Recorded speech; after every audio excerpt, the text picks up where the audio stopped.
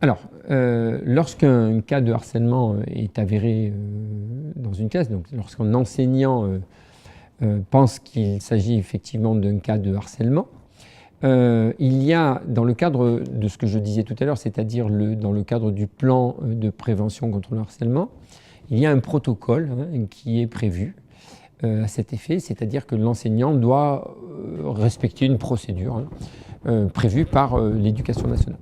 Alors cette procédure est la suivante, c'est-à-dire que lorsqu'un enseignant constate un cas de harcèlement, alors soit parce que un élève le lui a dit, soit parce que lui-même a vu des éléments, ou parce que par le biais du numéro vert, ceci est arrivé directement dans l'établissement, donc là il s'agit du chef d'établissement, un protocole est prévu. Alors ce protocole, dans le cadre pour un enseignant, est le suivant.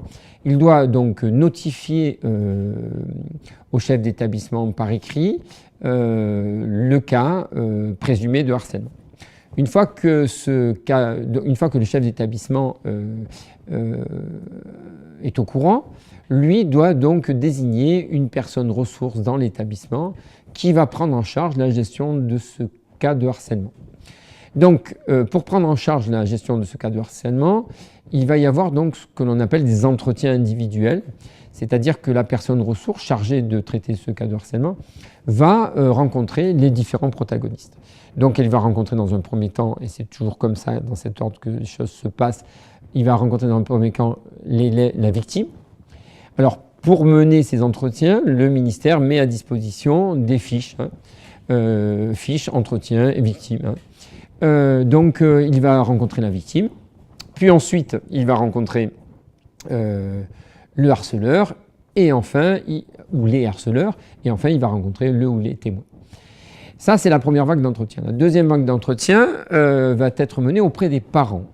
Là aussi, il existe de la même manière une fiche guide pour un entretien avec les parents. Et donc, on reçoit les parents de la victime, les parents du ou des harceleurs et les parents des témoins. Donc ça, c'est le troisième volet du protocole. Ensuite, lorsque ces entretiens sont menés, il va y avoir donc des mesures qui vont être prises. Alors ces mesures, elles sont prévues par le protocole. Ces mesures peuvent être des sanctions. Alors, dans le cadre du protocole, il est plutôt conseillé d'éviter les exclusions, c'est-à-dire que l'on va être plutôt sur des mesures de responsabilisation et ou de réparation.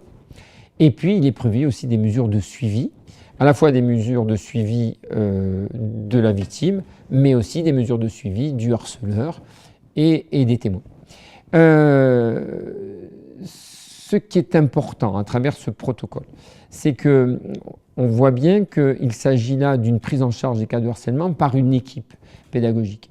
Une équipe qui peut être d'ailleurs élargie aux référents académiques et ou d'ailleurs aussi aux EMA, ce qu'on appelle les EMA, c'est-à-dire les équipes mobiles académiques de sécurité, qui peuvent accompagner les différentes personnes et les personnes ressources dans le traitement du cas de harcèlement. Enfin, il est important de signaler que les cas de harcèlement sont des délits, donc punis par la loi, puisque la loi prévoit, dans le cas de harcèlement, des peines d'emprisonnement qui peuvent aller de 6 mois à 18 mois, selon la gravité et selon aussi des facteurs aggravants, puisque dans le cas d'un harcèlement sur une personne de moins de 15 ans, considérée comme un facteur aggravant, la peine sera beaucoup plus importante. Donc c'est un élément qui est puni par la loi et il est important aussi de le rappeler.